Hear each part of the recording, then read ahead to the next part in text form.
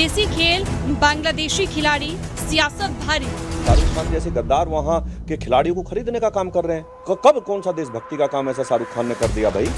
शाहरुख खान ने चुना रहमान, जमकर घमासान। जिस देश ने आपको हीरो बनाया, स्टार बनाया, सुपरस्टार बनाया, तुम थे क्या कि हमारे जो हिंदू भाई वहाँ रहते हैं उनकी रक्षा सुरक्षा हो। क्रिकेट पर भारी बांग्लादेशी हिंसा, बीसीसीआई ने खत्म किया किस्सा। गद्दार कहना या आतंकवादी कहना ये कतई दुरुस्त नहीं है। आप कौन हैं? आपकी अपनी हैसियत क्या है जो आप विरोध कर रहे हैं कि साहब शाहरुख खान को ऐसा नहीं करना चाहिए? खिलाड़ी बांग्लादेशी, सियासत देसी।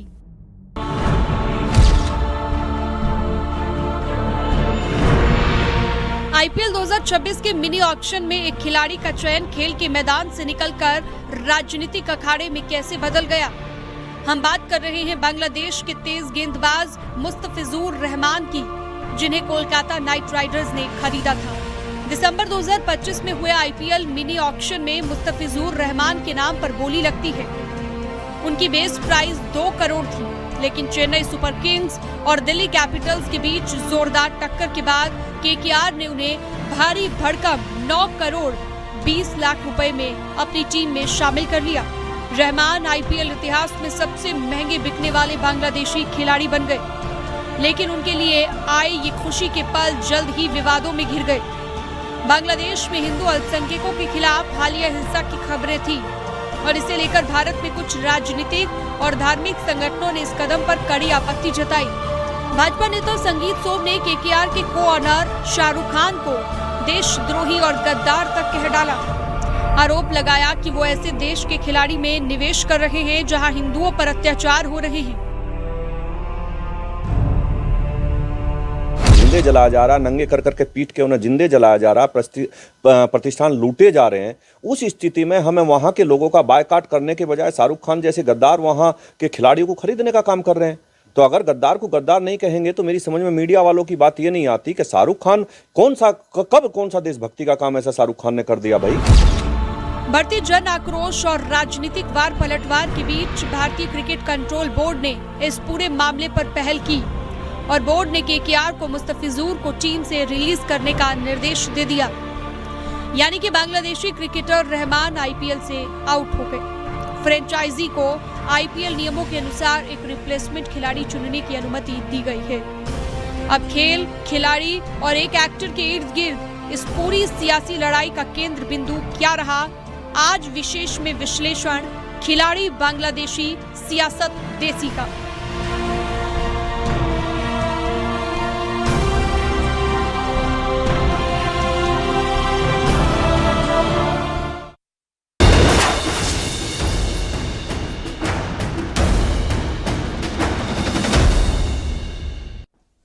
नमस्कार, बहुत स्वागत है आपका। विशेष देख रहे हैं आप, मैं हूं विकास ब्रजेश सक्सेना।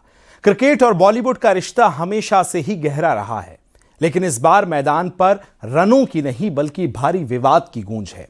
कोलकाता नाइट राइडर्स और शाहरुख खान अचानक अपने एक फैसले की वजह से निशाने पर आ गए। विवाद की जड़ थी बांग्लादेशी गेंदबाज मुस्तफिजुर रहमान, जिसे केकेआर ने 9 करोड़ 20 लाख रुपए की भारी भरकम बोली लगाकर खरीदा था। लेकिन इस खरीदारी के बाद कुछ ऐसा तीखा विरोध झेलना पड़ा कि राजनीतिक गलियारों से लेकर सोशल मीडिया तक हर तरफ निशाने पर वो आ गए। इस मामले में अब तक क्या क्या हुआ, विशेष में आज खिलाड़ी बांग्लादेशी, सियासत देसी।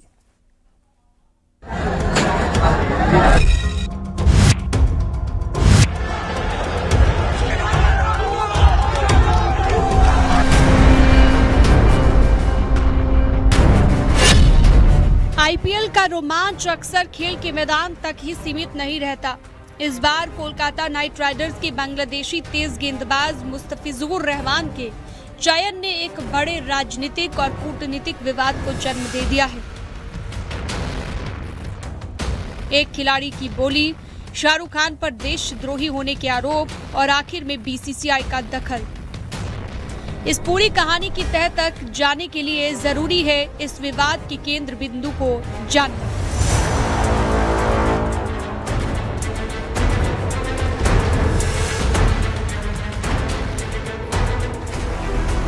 दिसंबर 2025 की बात है जब आईपीएल मिनी ऑक्शन में मुस्तफिजुर रहमान का नाम सामने आया।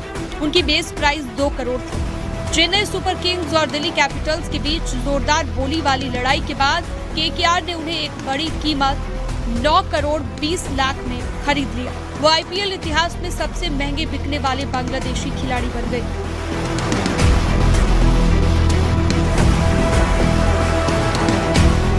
उस समय ये केवल एक क्रिकेटिंग फैसला लग रहा था, लेकिन इस चयन ने भारत में कुछ वर्गों को नाराज कर दिया।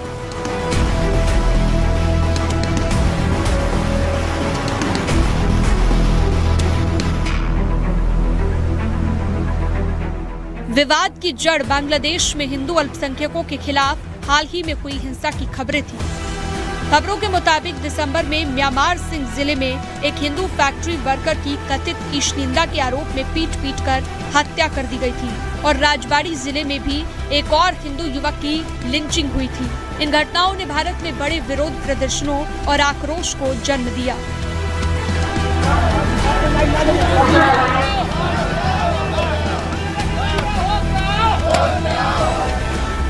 बॉलीवुड के लोग अपने को भगवान मानते हैं। उनको ये लगता है कि हम जो करेंगे हमारा कोई बिगाड़ कुछ नहीं सकता, क्योंकि बॉलीवुड बहुत ताकतवर है, उनके पास पैसों की कमी तो है नहीं। तो उनको इस बात का अभिमान तो रहता ही है कि हमारा क्या बिगाड़ लोगे। तो अब भाई बॉलीवुड का क्या बिगाड़ लिया? गुटखा बेच तो रहे हैं बॉलीवुड के लोग, शराब बेच तो रहे हैं लोग, चरित्रहीनता का पाठ पढ़ा तो रहे हैं समाज को बॉलीवुड के लोग, सिगरेट बेच रहे हैं, गुटखा बेच रहे हैं, जुआ बेच रहे हैं। क्या बिगाड़ लिया किसी ने उनका? कहाँ कोई बिगाड़ पा रहा है उनका? क्योंकि बॉलीवुड मतलब बहुत पावर अपने आप में, वो उन पावर लोगों का, पावरफुल लोगों का आप और हम सामान्य लोग क्या बिगाड़ सकते हैं? इस अभिमान से उन्होंने किया। लेकिन जब जनता इकट्ठी होगी और सनातन की आवाज़ आएगी तो उनको अपना निर्णय बदलना ही पड़ेगा। इसी संवेदनशील माहौल में मुस्तफिजुर के चयन ने राजनीतिक रंग ले लिया। भारत में कई राजनीतिक और धार्मिक संगठनों ने केकेआर के इस फैसले पर कड़ी आपत्ति जताई।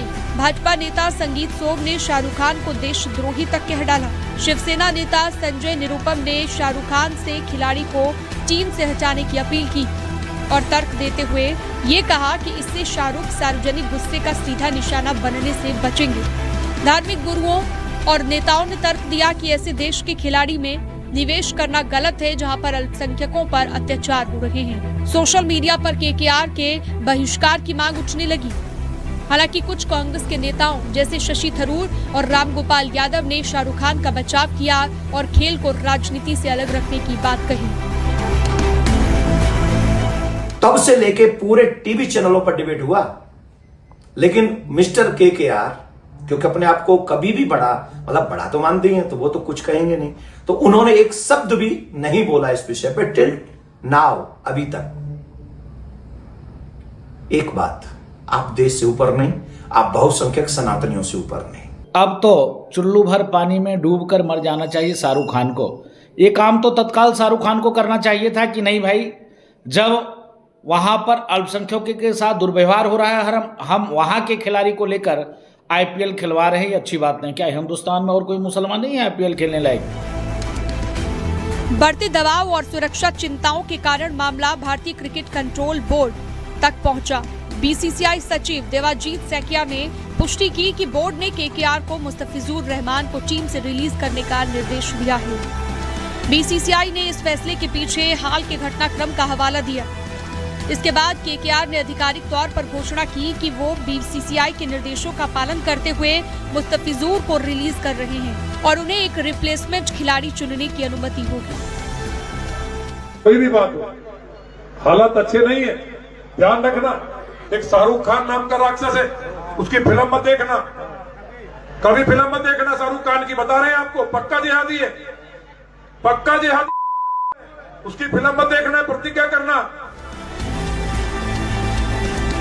इस तरह से एक विशुद्ध रूप से खेल से जुड़ा निर्णय भू राजनीतिक तनावों और जन भावनाओं के चलते वापस ले लिया गया। इस घटना ने एक बार फिर से खेल और राजनीति के नाजुक रिश्ते को उजागर किया। बांग्लादेश के खेल मंत्री ने भी इस पर प्रतिक्रिया देते हुए आईसीसी से T20 विश्व कप के बांग्लादेशी मैचों को भारत से बाहर ट्रांसफर करने की अपील की। ये देखना बाकी है कि ये विवाद दोनों देशों के क्रिकेट संबंधों को आगे कैसे प्रभावित करता है। हालांकि अभी भी क्रिकेट की पिच से शुरू हुई सियासत किच-किच लगातार जारी है। Bureau report, news 18।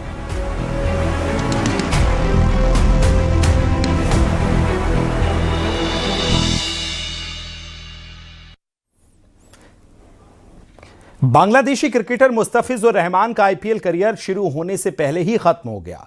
खेल और राजनीति के बीच विवाद में उलझकर सियासत गर्म दिखी और बहस अभी भी जारी है। कैसे शुरू हुआ यह पूरा विवाद, इस रिपोर्ट में आपको दिखाते हैं।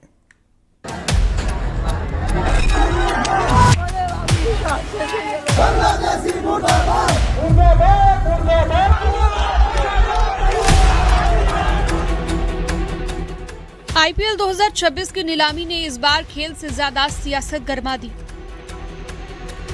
कोलकाता नाइट राइडर्स में बांग्लादेशी तेज गेंदबाज मुस्तफिजुर रहमान के चयन ने भारत में एक बड़ा विवाद खड़ा कर दिया।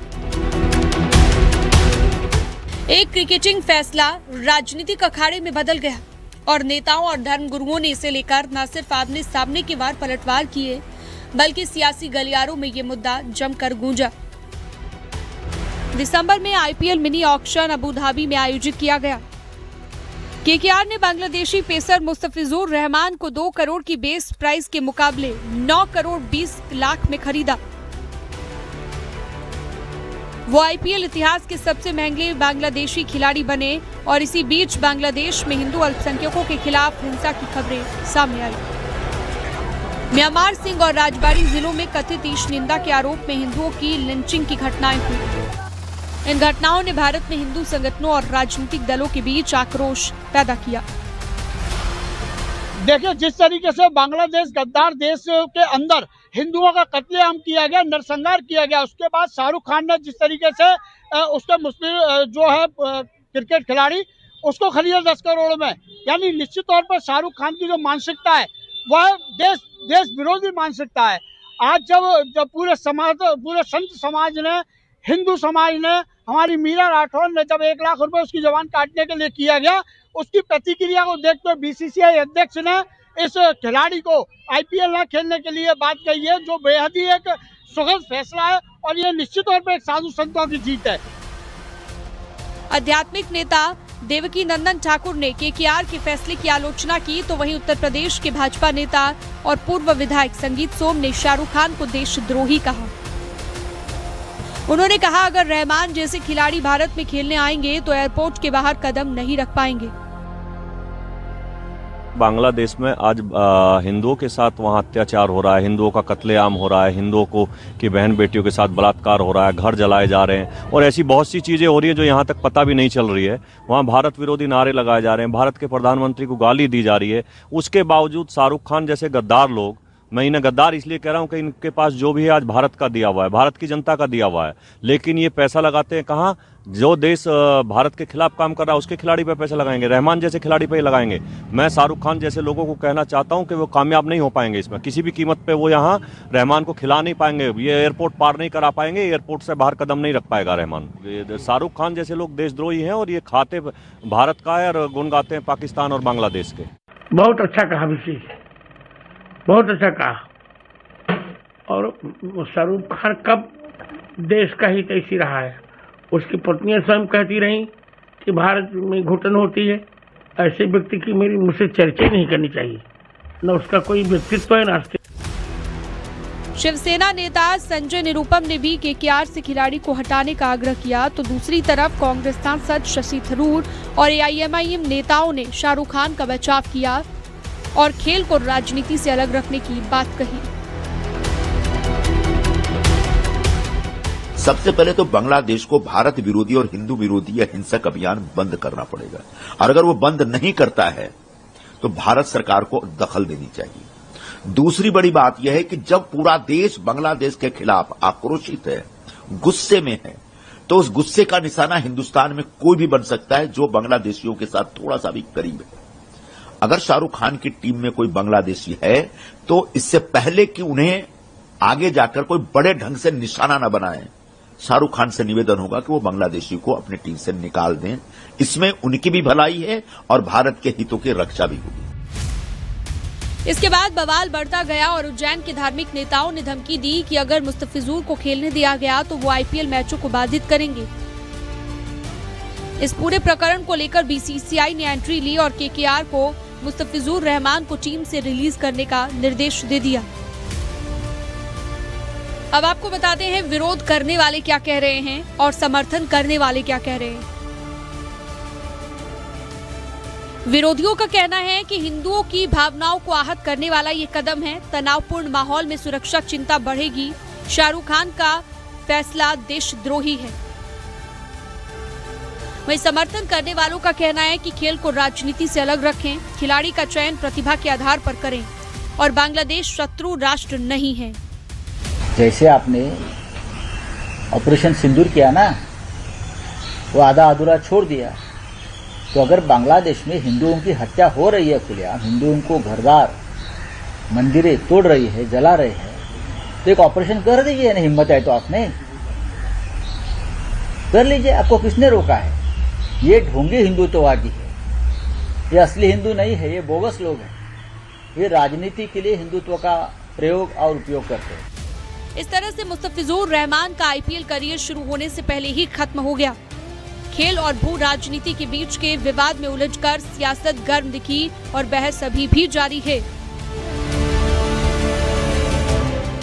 Bureau report, news 18।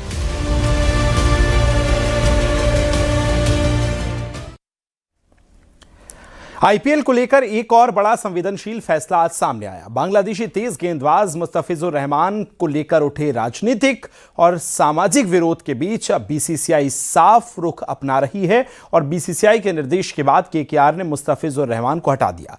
दरअसल ये मामला सिर्फ क्रिकेट तक सीमित नहीं रहा, बल्कि बांग्लादेश में हिंदुओं पर हिंसा के बाद ये मुद्दा भावनाओं और राष्ट्रीय हित से भी जुड़ गया।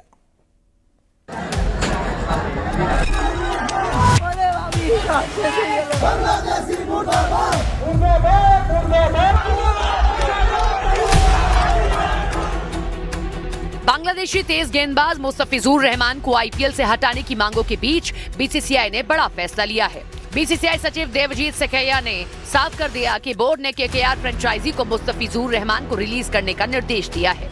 बांग्लादेश में हिंदुओं के खिलाफ हिंसा की घटनाओं के बाद भारत में कई संगठनों और नेताओं ने मुस्तफिजुर रहमान के आईपीएल में खेलने पर आपत्ति जताई थी। इसी दबाव के बीच अब बीसीसीआई का यह फैसला सामने आया है। Recent developments which is going on all across, BCCI has instructed the franchisee KKR to release one of their player Mustafizur Rahman of Bangladesh from their squad, and BCCI has also said that if they ask for any replacement, BCCI is going to allow that replacement. फैसले के बाद सियासी बयानबाजी भी तेज हो गई है। BJP नेता संगीत सोम ने बीसीसीआई और भारत सरकार का आभार जताते हुए कहा कि हिंदुओं की भावनाओं को समझा गया है। शिवसेना यूबीटी के आनंद दुबे ने भी इस कदम का स्वागत किया और इसे सही फैसला बताया। मैं धन्यवाद देता हूं बीसीसीआई और भारत सरकार को कि आपने देश के सैकड़ों करोड़ लोगों की, हिंदुओं की भावनाओं को, सनातनियों की भावनाओं को समझते हुए ये निर्णय लिया। और शाहरुख खान जी को भी मैं यही इस टाइम कहना चाहूंगा कि आपको देश के सैकड़ों करोड़ सनातनियों से आकर जिनकी भावनाओं को आपने ठेस पहुंचाई है, आपको हाथ जोड़ के माफी मांगनी चाहिए और देश के सनातनी आपको माफ करेंगे, ऐसी मुझे उम्मीद है। के सचिव सैकिया जी को दिल से धन्यवाद देते हैं कि उन्होंने देश के करोड़ों करोड़ों हम हिंदुओं की भावनाओं को समझा, भारत के देशवासियों को भावनाओं को समझा कि बांग्लादेश और पाकिस्तान के किसी भी क्रिकेटर को, किसी भी खिलाड़ी को हमारे देश में न तो मैच खेलने के लिए आना चाहिए और न तो हमारे आईपीएल में, चाहे देश में हो चाहे देश के बाहर हो, उसमें हिस्सा लेना चाहिए। हम सब पहले दिन से विरोध कर रहे हैं कि जब तक बांग्लादेश और पाकिस्तान घुटने पर बैठकर क्षमा याचना हमारे देश से नहीं करता है, उसके टीम को पूरा बहिष्कार होना चाहिए। हालांकि इस फैसले पर विरोध की आवाजें भी उठी। ऑल इंडिया इमाम संगठन के प्रमुख मौलाना साजिद रशीदी ने इसे खेल को राजनीति से जोड़ने वाला कदम बताया और फैसले पर सवाल खड़े किए। देखिए, ये फैसला अच्छा है, इसमें कोई दो राय नहीं, लेकिन ये फैसला पहले क्यों नहीं लिया गया? पहले शाहरुख खान को इजाजत दे दी गई कि वो खिलाड़ी को खरीदे और उसके बाद एक कंट्रोवर्सी कराई गई और फिर उसके बाद बैन कर दिया गया। ये अजीब नहीं लगता कि आपको? इस मुद्दे पर पहले भी तीखे बयान सामने आ चुके हैं। शाहरुख खान को लेकर संगीत सोम की गद्दार वाली पुरानी टिप्पणी हो या कथावाचक देवकीनंदन ठाकुर का विवादित बयान, इन बयानों ने माहौल को और ज्यादा गर्मा दिया है। रहमान जैसे खिलाड़ी भारत में खेलने आएंगे तो एयरपोर्ट से बाहर कदम नहीं रख पाएंगे, हम दावे के साथ कह रहे हैं। समझना चाहिए शाहरुख खान जैसे गद्दारों को कि जिस तरीके की गद्दारी आप देश के साथ कर रहे हैं, आपको यहां तक अगर आज पहुंचाया तो इस देश के लोगों ने पहुंचाया। आपको अगर पैसा मिलता है तो यहां के देश के लोगों से मिलता है, लेकिन आप उस पैसे से देश के साथ गद्दारी करते हैं। आप कभी पाकिस्तान को चंदा देने की बात करते हैं, कभी रहमान जैसे खिलाड़ियों को खरीदने की बात करते हैं।